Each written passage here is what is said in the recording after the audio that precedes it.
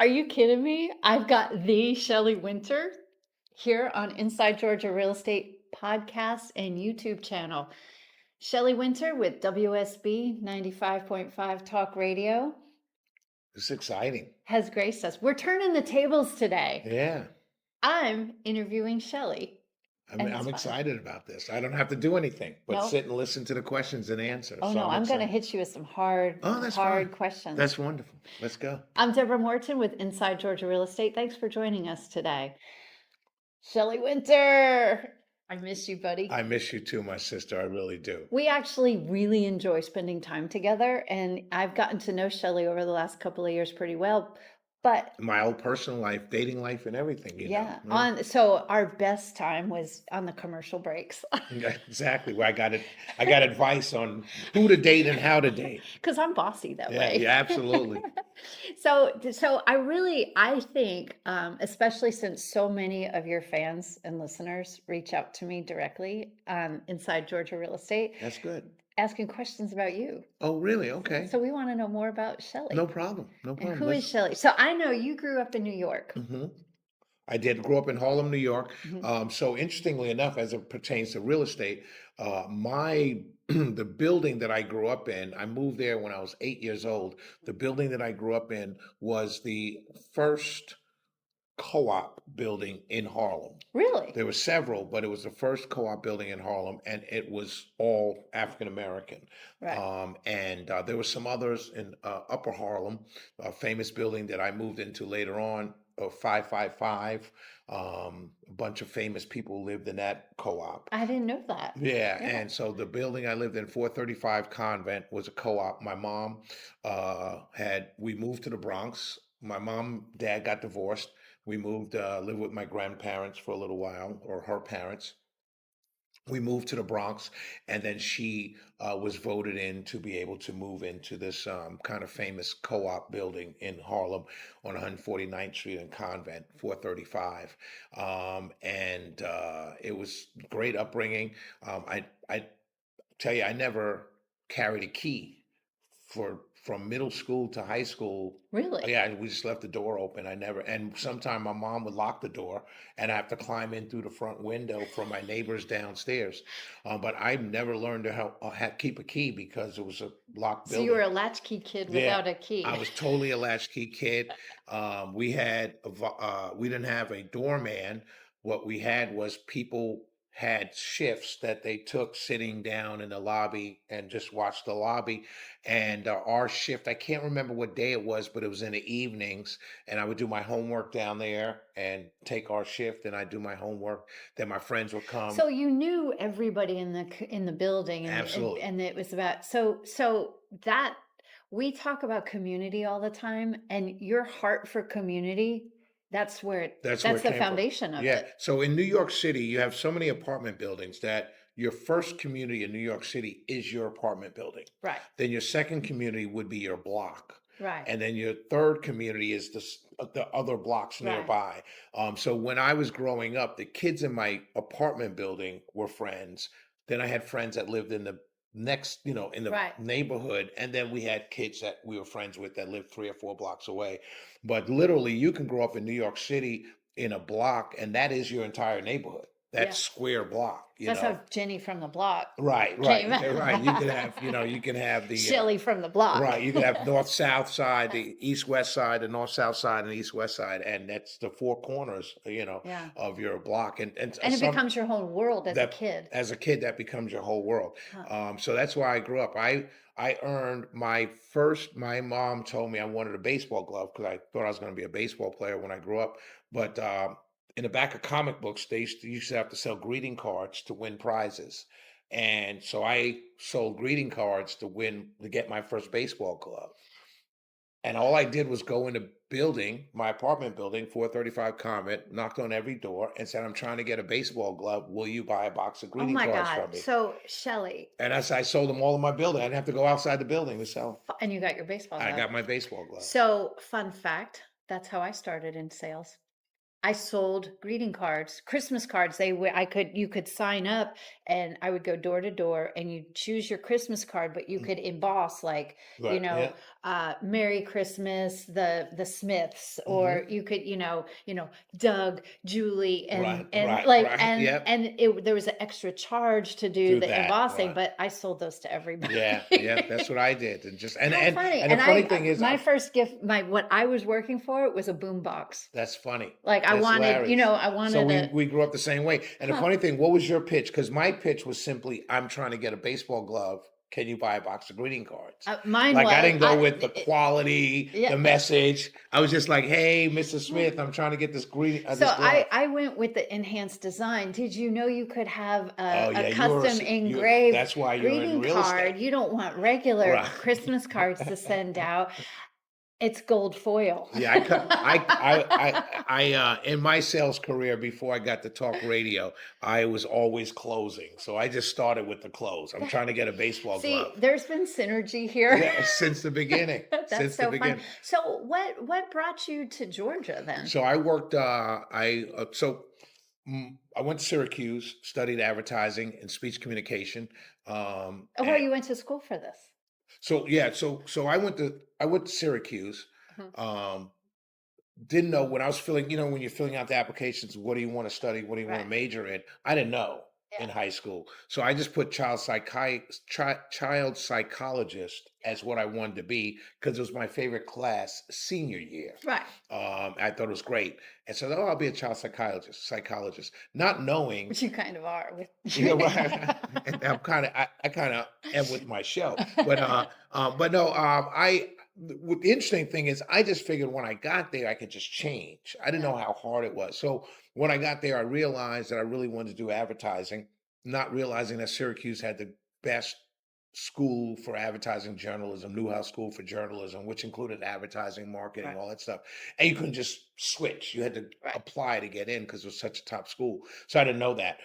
So when Syracuse, they had this program called the 430s program, where you can take speech communication as your major and then do 20 credits or whatever it was, 40 credits from any of the professional schools. So that's what I did. So when I got to school, got a job at Young and Rubicam Media Planning Company, um, then went to sales, print sales, Ebony Magazine, a new magazine called Emerge Magazine, then went to radio.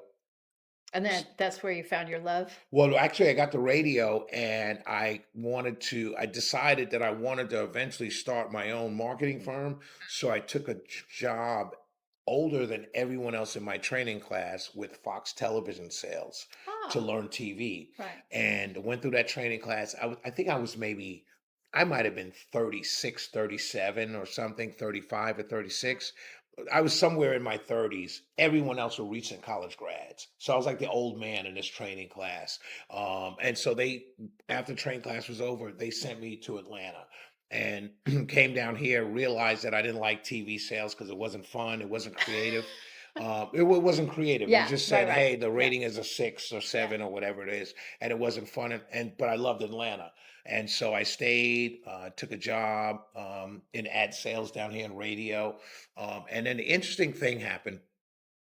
I was selling for how did this happen? I went to WCLK, which is public radio, and I had met someone there, and I talked my way into giving them a presentation on how they should be selling public radio because it's different than commercial radio because they're an NPR station. And I just gave this presentation, and they told me, we think that's what we should do. We believe, but we have no one to do it but you.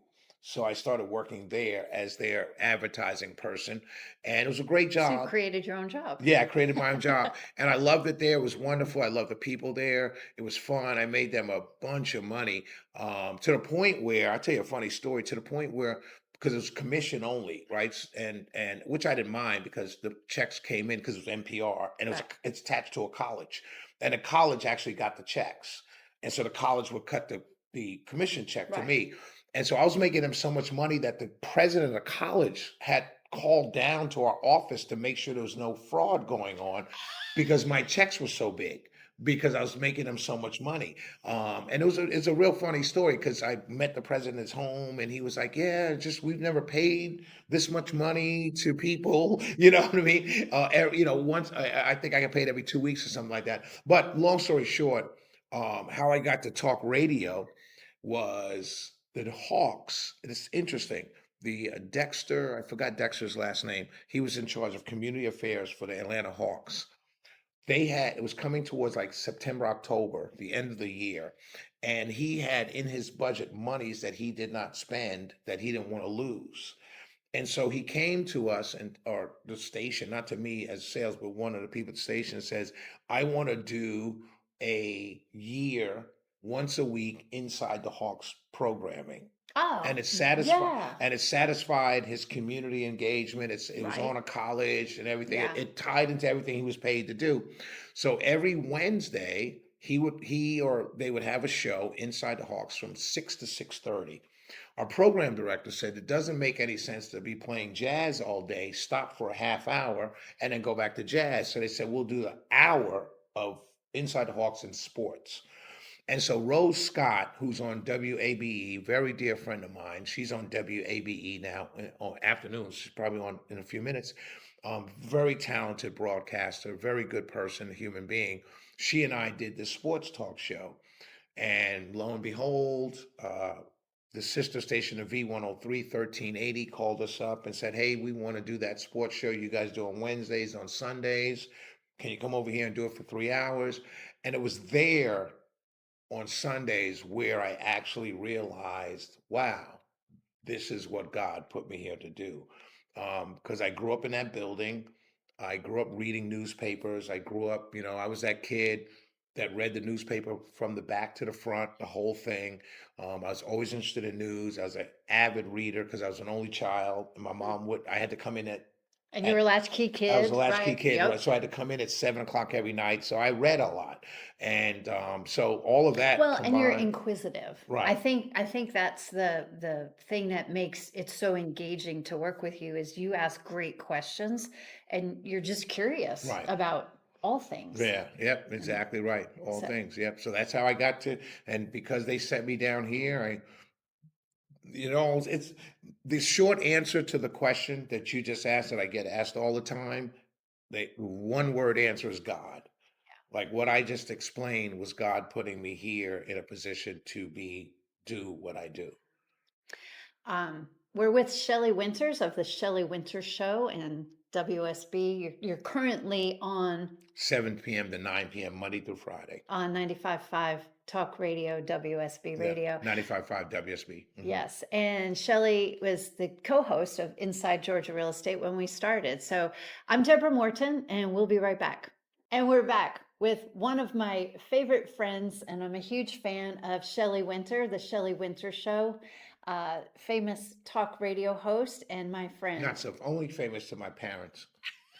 And they passed away. My mom and dad passed away. My mom passed away 3 years ago today. My Oh, dad passed away 2 years ago today. And they were separated my entire life. And they passed away a year apart on the same day. they were kindred I spirits I meant to think be I together. think that is my mom is furious up in heaven that he showed up a year later on the same day. Like she is furious. He's probably happy, but she's furious. She is cursing every single day. What's this doing here? Though, there is a divine order to things Oh that, yeah, yeah, yeah, we're all absolutely. put here for a purpose Yeah, and a absolutely. reason. Yeah, they died a year apart on the exact same And day. even if we muck it up here on earth, maybe in heaven we Maybe can we could get get it things back. right. Absolutely. So we've been talking with Shelley about his upbringing, the history, the foundation of what made Shelley Shelley, growing up in Harlem, how he got into radio, and his move to Atlanta. But I have to say, after you're a Yankee at heart, like you are a Yankee at heart, but you love Atlanta. Yeah. What are some of the things that you love most about Atlanta and living here? Because you could go anywhere, Right. and Yeah. yet this is your Yeah, I home. love it here. This is a great city because of its diversity. Growing up in New York City, one of the things about growing up in a big city is you learn that people are people and you judge everyone as they come. Yeah. So you have no preconceived notion of this person's going to be better than that person or worse than that person because you know everybody. Mm. And you learn early on that someone who looks like you could take your wallet, someone who doesn't look like you can get it back. So you really realize everyone comes in as an individual. So when I first moved to Atlanta, I realized that was kind of similar down Yeah. here. And of course, there are a lot of people that moved here. They were trying to restart life. I always tell people when I first moved to Atlanta, it was kind of like going to college for the first time. You could kind of be anybody you wanted to, Yep. Yep. but I love the city. The first apartment I had when I first moved here was in Buckhead.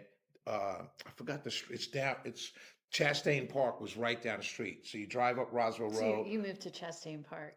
Well, no. So let me tell you what happened. I was working and I The asked Atlanta natives know what when that they is. moved when I moved here. When I moved here, I was when the station when Fox what was it Fox Sales moved me here or sent me here. I was in a hotel, the hotel across from the King and Queen building Yeah. on Roswell and Piedmont. Well, it's not there anymore, but Yeah. but that was right there. There's a hotel across the street, so they had me in that hotel. I just walked across the street to work. So when they said you're going to stay and we're going to give you the job, I had to find an apartment. One of the people I worked with suggested down there apartment complex. It's a great area. Yeah, it was a great area, and so that's what kind of it was. There was a pool. I had a terrace. Back then, there were good parties at the pools. Right. And I there was a guy that worked there. He was a Wall Street trader. He was a trader, and we hung out by the pool all the time, and it was wonderful. Chastain Park, the golf course was right down the street. Oh yeah, oh, it's a wonderful part of Atlanta. And now they're condos now. Yeah. But before they were rentals. And one of the regrets that I had that I did not stick around long enough for when they flipped To buy. because Yeah. it would have been. I mean, as a single guy, it would have been Yeah. wonderful to live there. Yeah. But what I fell in love with was one. I grew up in a city where noise in the morning were honking horns, the occasional police sirens, occasional fire sirens, because I lived in a pretty safe neighborhood, so we didn't have a lot going on. But it was noise, Yeah. traffic stuff, people talking, things like that. When I woke up in the morning, the biggest culture shock I had in my life from when I moved here, where I heard birds in the morning. That was to me the coolest thing. When you woke up in the morning, there were tweet, tweet, tweet, tweet, and I thought that was the coolest thing. And then to be paying the rent that I was paying in Atlanta I and have a think pool and the cost of living in Georgia Yeah. is so much better that's than why people come here. so many parts of the world. Yep. We still have an influx of people, especially from the Northeast, Yep. New York, New Jersey, Connecticut. We have a heavy influx into the Atlanta real estate market because of it. Not to mention the expensive places like California and Chicago is another What's area. interesting, if you're born and raised in Atlanta, you're thoroughly disgusted by a 2-bedroom in Buckhead that costs you almost $4,000 a month. But if you're moving from New York, that's a steal. Yes. With all the amenities, the Yeah. the proximity to stores. Yeah, you've got a doorman, you've Right, got the right, pool, right. walkable. In New York, that's $7,000 Yeah, a month. yeah. So that's why people And I understand. feel like it's just an easier lifestyle. So it's not just the monthly payment, rent or Mhm. mortgage, but it's taxes, it's the amenities, the things Yeah. that we have, safety. Yeah, it's I mean, all of you that. know, Relative, but I mean, yeah. it's all of that. It's all of that. And people are nicer. Yeah. Not that I love New Yorkers. Mhm. I've not ever had the experience in New York where people were not nice to me, but it's a brusqueness. So the thing about New York is, and I tell people this all the time, we're not mean. It's just that we're in a rush. Yeah. And so We're when busy. we're busy. And so when you stop me on the street as I'm headed to some place, my mind is other places, and you stop me to ask directions, you're going to get the directions and I'm going to keep moving. I don't really have the time to engage and smile and how are you? Hey, what are you doing? Where you from? Where you can do down here in Atlanta. And so it's just it's a big city. We're all hustling. We're all trying to get to the next. Yet you have adopted Southern hospitality as part of your nature. Because that's why I've always been, but I still have the New York Itch. mentality of running Yeah. and trying to get it right now and working hard and everything. So I know you spend a lot of time contributing. You show up at festivals, events, all the things. You're a speaker, a paid speaker at many things. Um, with all the things you do in that assortment, is there a favorite? Like at the fest, think about the jazz Mhm. festival, so much I just love fun. people. Yeah. So a friend of mine, Bill Crane, shout out to Bill Crane. Bill Crane couldn't make a speaking engagement at a Rotary Club in Conyers. And it was last week, maybe 11 o'clock, a lunch Rotary Club meeting. And he said, "Can you do it for me, fill in?" I was like, "Of course I can." Drove out to Conyers. It was a wonderful Rotary Club out there, maybe about 30 people. And there's some people that think of it, you spent gas to drive there and time to drive there. But those are 30 people that I never met. I would never have met that Well, I you now know I'm know. a fan of Rotary, Right, so right. Yeah. as a diehard fan of what Rotary Yeah, and does that's for what community, I it's talked yeah, about. I talked about how important they were, and don't lose sight of their mission because they're very important to community and bringing us yeah, together. But the point is, I met people that I would never have met yeah, otherwise, and they got to hear me speak, and they yeah. got to see, oh, this is a guy on the radio. Let me check him out. Interestingly enough, and I may get in trouble for saying this, and Not on here. but because I'm You but say whatever you want. because I said it out loud, now they're going to say, "Well, if you knew you might get in trouble, why did you say it?" But here's why I'm going to say it. I was just told recently that there's a large number of people who are radio listeners, whether it's music, talk, whatever, and a large number of them are familiar with me. Mhm. Not that they listen or don't listen, but they're familiar with who I am. And it was told to me when that was told to me, it was told to me, the quote was, "And that's why I do the things that I do to get you more out there." And I'm sitting there and I didn't say anything, but I'm going to say it now because I'm not on As if you're air. self-promoting? No, as if I'm not, as if everything, the reason why these people are familiar with me is because of somehow, because the station is doing something, you know what I mean? And I'm thinking to myself, dude, I never sleep. No, I never sleep. I just Shelley goes spoken, round the right. clock. I, Another similarity between us. yeah, We just we'll sleep when go. we Yeah. die. And and so, but the point is, I was in Conyers on a Wednesday. I was at Ackworth Beach on a Thursday. I was at here on a Friday. Like I never. So that's why people are familiar with me because Yeah. I'm everywhere, and it's not just politics. I'm So at the Energizer Bunny personality is because of your love of people. right. So yeah, like That's what it yesterday, is. start I at love people. Rotary, go here. I ended the night watching the World Cup, the U.S. Have you play. been down to FIFA? Yeah, it's It's amazing all the amazing. things. So to miss out, I moved to Atlanta before the Olympics came in 96. So I Okay. moved here 94, 95. And one of the things that attracts me to Atlanta and that I love is this. We Right. have these world events Rents, right. that come, and if you live here and you don't participate, you're missing out on so much of Totally the missing it. energy of Listen, I Atlanta. said on my show the other night, it's interesting to me, Fox News has been doing stories talking about how these foreigners love America and trying to just Oh, it's all over Instagram. right. But the Yes. thing is, they're trying to make it sound like these people love America while the opposition party, if you will, they hate America. And I'm thinking to myself, all these games are being played in Democrat-run cities that Fox News spends an inordinate amount of time telling people are hellholes filled with crime and homeless and drugs. But these people are in Atlanta having a ball, Oh my God, loving it, but there are loving it. people that live here in Georgia that won't come inside the perimeter. So on the one hand, you're like, oh, I'm not going to go inside the perimeter. I would agree with that because I have offices outside the perimeter and inside the perimeter, and we laugh about it that the inside the perimeter people need a passport to get outside the Right. perimeter, and it doesn't matter if the outside the perimeter people had a passport because they're not coming They're not coming. inside. Right, right. And it's funny because all the activity is inside the perimeter.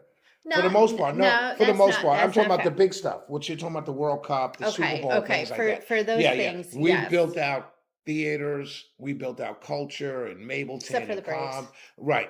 But we've built out Atlanta. Many of these small Mm. cities have built out cultural destinations. Yeah, and I think that that does bring me to like the changes you've seen since you've moved here. But it's interesting because the pockets that have popped up. So we have all the mega stuff inside Atlanta, but when we see like Gwinnett has a awesome entertainment complex, the things that are being built in the smaller scale. Woodstock has an amphitheater, Kennesaw has an amphitheater, Hmm. Mableton Austell has Huge. huge Yeah. growth in that Yeah. area as well. I found out yesterday Mableton is the largest city in Cobb County. I know, I isn't didn't know that that. crazy? 80,000 people in Mableton. Yeah, That's where I live. Yeah, I didn't know that. Now, I will say something about the amphitheaters. mhm. I think there are too many. Really? Like, so Why is that, I'll Shelley? tell you, there's one in Stockbridge, Hmm. and then there's one in like McDonough. You It's think it's like, the Me Too thing? well, no, I don't know if it's the Me Too thing. I think it just should be, if you have one in your county, it should be you don't need Yeah. to build 4 or 5 amphitheaters right next to in the cities right next to each other. Challenge question though, because they're not as big as like Lakewood was. Right. It's they're not so big. Couldn't the argument be made True. that they're drawing people in for smaller events, and that's how you actually get to know your Yeah, neighbors? that's true. That is a good point. But the cost of them for these smaller cities, and they become, for me, what I'm seeing is they become, what's the word I'm looking for? Kind of ego projects, I guess, for elected officials. They control the tickets, they control the staging, and another thing is the schedules, the performance schedules don't tend to be as diverse as they should be. A lot of them, like some of them are, you look at the schedule and it's for one particular audience all summer long, whereas the city may be a little bit more diverse than that. And I think That's interesting. that's one of Yeah. the big things that's I think that's going to be the next big fights coming up in some of these smaller towns. Well, I think if fights happen, it will be because property taxes I, are raised to the point where right. That's it a good feels point. burdensome to That's people. what's happening So in Brookhaven. yeah. Brookhaven, it's funny. Brookhaven just built a totally new city hall, town Mhm. center, everything like that, And police it's station. And beautiful. it's a beautiful Yeah. structure. But after you build it 2 years later, you go to raise the property taxes and you say it's for a 911 center. Like, no, you had to pay off this building. We all know it. It's a beautiful, shiny, it's a city hall for a major city like Atlanta. Mhm. You have in a town called Brookhaven. You definitely got your finger on the pulse of things. Yeah. Do you ever see yourself running for No. elected office? No, no, no. Maybe. You know what? I would never say no. I would never say no. I'll be honest with you. If 95.5 WSB came to me right now and says, "Hey, it's not working out," I Mhm. would probably run for office in 2028. Nothing big though, Mhm. just to run and Yeah. say I was an elected official. But now I wouldn't. But that For influence. Yeah. no, just to see if I can put everything I talk about to the test.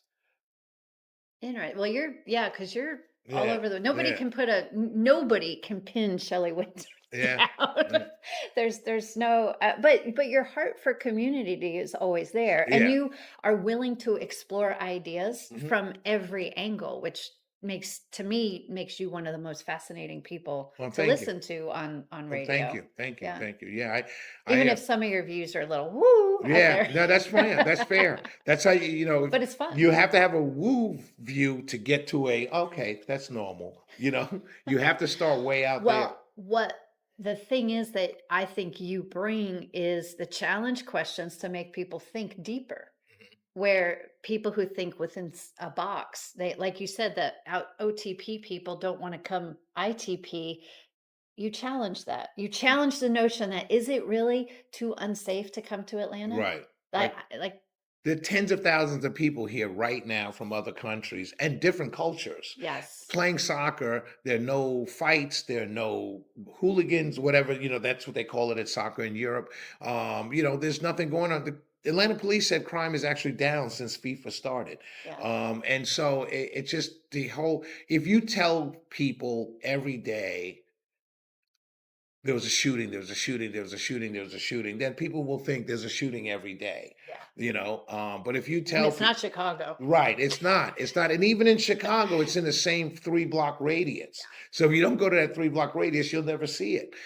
So I just think that I think that um, people have to expand their minds. There are people that come to this city every single day in tourism. People that go to Chicago with tourism.